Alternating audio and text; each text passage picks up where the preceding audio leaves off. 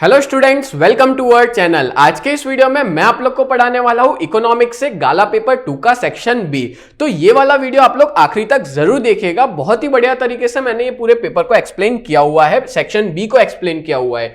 तो सबसे पहले बात करें तो आप लोग का जो सेक्शन बी है अगेन वो 10 मार्क्स का आता है और 21 नंबर से लेकर के 30 नंबर के क्वेश्चंस आपको इस सेक्शन में देखने को मिलेंगे। तो पहला क्वेश्चन है, when is drawing a graph not possible and when is the graph not used. तो भाई ग्राफ जो है वो कभी भी डिस्क्रीट फ्रीक्वेंसी डिस्ट्रीब्यूशन का नहीं बनाया जाता, ग्राफ हमेशा कंटिन्यूअस फ्रीक्वेंसी डिस्ट्रीब्यूशन का बनाया जाता है। तो पहले का आंसर होगा a graph is not drawn for data with discrete frequency distribution. और कब ग्राफ यूज नहीं किया जाता, तो ग्राफ जो है वो कभी भी लोगों को इंफॉर्मेशन देने के लिए नहीं यूज किया जाता, यानी कि जनरल पब्लिक को इंफॉर्मेशन कन्वे करने के लिए यूज किया जाता नहीं है। बोलो क्लियर हो गया दोनों चीज। अब आगे बढ़ते हैं 22 नंबर के क्वेश्चन पे। What is life expectancy at birth? What does it indicate? ये 2021, 22 और 23 में क्वेश्चन पूछा गया है। तो इसका आंसर होगा number of years a child is expected to live at the time of birth is known as life expectancy.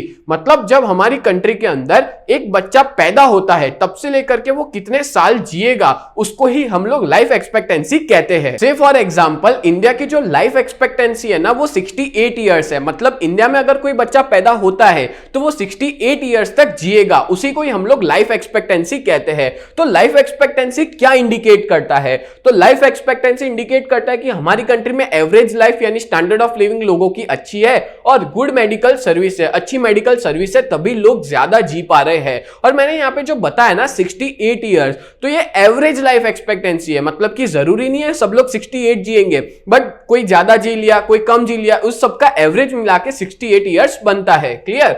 Then बात करें नंबर 23, वो है when was the RBI established and nationalised. ये 2023 में क्वेश्चन पूछा गया था। तो आरबीआई जो है वो एस्टैब्लिश हुआ था 1 अप्रैल 1935 को और नेशनलाइज्ड कब हुआ? देश आजाद होने के बाद। तो आरबीआई नेशनलाइज्ड हुआ था 1 जनवरी 1949 पे। क्लियर। देन बात करें number 24, in India who has the sole right to issue currency notes and currency coins. ये 2023 में क्वेश्चन पूछा गया था। तो भाई याद रखना जब भी इश्यू आए ना तो भाई करेंसी कॉइन्स और करेंसी नोट्स कौन इश्यू करता है? Reserve bank of India, RBI. But अगर एग्जाम में ऐसा पूछे कि बताओ 1 रुपए का नोट और जितने भी कॉइन्स है, ठीक है, ऑल कॉइन्स, सारे के सारे कॉइन्स कौन बनाता है?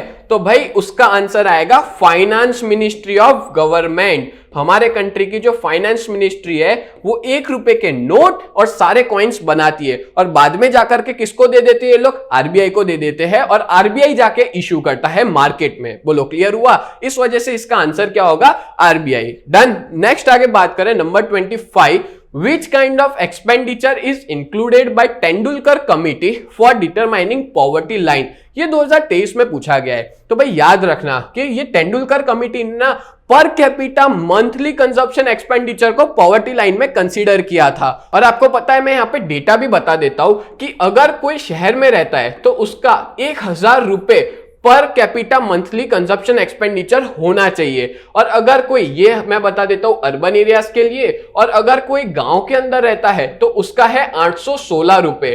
ठीक है, वो है फॉर रूरल एरियाज। गांव के लिए 816 रुपए है कि अगर इन दोनों में से कोई भी पर्सन जो अर्बन या रूरल एरिया में रहता है उसका एक्सपेंडिचर इससे कम हुआ तो वो पॉवर्टी लाइन में कंसीडर किया जाएगा। बोलो क्लियर। नेक्स्ट बात करें, state the popular method to measure open unemployment और फुल्ली अनएम्प्लॉयमेंट। तो भाई टोटल 3 मेथड है फुल्ली और ओपन अनएम्प्लॉयमेंट को मेजर करने के लिए। सबसे पहला है through registration in employment exchange centre, दूसरा है through sample survey for labour supply और तीसरा है थ्रू सेंसस। तो ये 3 मेथड है इसको मेजर करने की, ओपन अनएम्प्लॉयमेंट को मेजर करने की। अब आगे बढ़ने से पहले मैं आप लोग को एक इंपॉर्टेंट इंफॉर्मेशन देना चाहता हूं कि अगर आप लोग 12th कॉमर्स में पढ़ते हो, जीएसईबी में हो, तो अगर आपको कोई भी तरह की दिक्कत अकाउंट्स या स्टेट में आ रही है पढ़ने में तो आप लोग हमारे कोर्स में ज्वाइन हो सकते हो।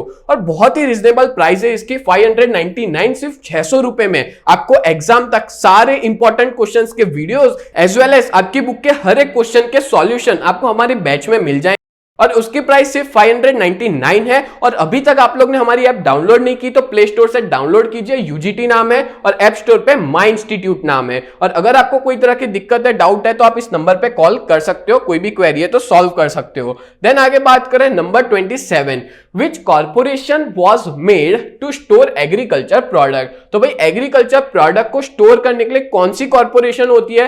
तो स्टेट वेयरहाउस कॉर्पोरेशन और नेशनल वेयरहाउस कॉर्पोरेशन को बनाया गया है गवर्नमेंट के द्वारा, जिससे एग्रीकल्चर प्रोडक्ट को स्टोर किया जा सके। फिर है next number 28, right full name of WTR, which historian invention is it. तो भाई ये आपके सिलेबस में नहीं है, पूरे बुक में ये टॉपिक नहीं देके रखा, और अगर आपको ये टॉपिक मिलता है तो आप लोग कमेंट में जरूर बताना, मेरे को भी इसका आंसर जानना है, ठीक है। इसका आंसर बुक में नहीं दिया मेरे हिसाब से। देन आगे बात करें number 29, what is medium scale industry, give its example. तो भाई याद रखना, कोई भी ऐसी इंडस्ट्री, दो चीजें याद रखने जैसी इसके मीनिंग के अंदर, कोई भी ऐसी इंडस्ट्री जहां पे इन्वेस्टमेंट लिमिट 5 करोड़ से लेकर के 10 करोड़ के बीच में हो, वो आती है मीडियम स्केल में। ये पहला पॉइंट हुआ। दूसरा, ये इंडस्ट्री या तो लेबर इंटेंसिव का यूज करती है प्रोडक्शन करने के लिए, या कैपिटल इंटेंसिव मतलब कि मशीन्स का यूज करती है। इन दोनों में से किसी एक का यूज करती है प्रोडक्शन करने के लिए, या लेबर का या मशीन का। और ऐसी ही इंडस्ट्रीज को हम लोग क्या कहते हैं? मीडियम स्केल इंडस्ट्री कहते हैं। For example, industry of machinery, chemicals, electronic equipments, ये सारी एग्जांपल हुए मीडियम स्केल इंडस्ट्रीज के। बोलो clear. Last question number 30, What two things are essential for good health? कौन सी दो चीजें जरूरी है अच्छी हेल्थ के लिए? तो सबसे पहले तो बहुत ज्यादा जरूरी है आपका अच्छा डाइट होना, यानी कि बैलेंस डाइट। और दूसरा है गुड मेडिकल ट्रीटमेंट, अच्छी मेडिकल ट्रीटमेंट से आपकी जो हेल्थ है वो अच्छी रहेगी।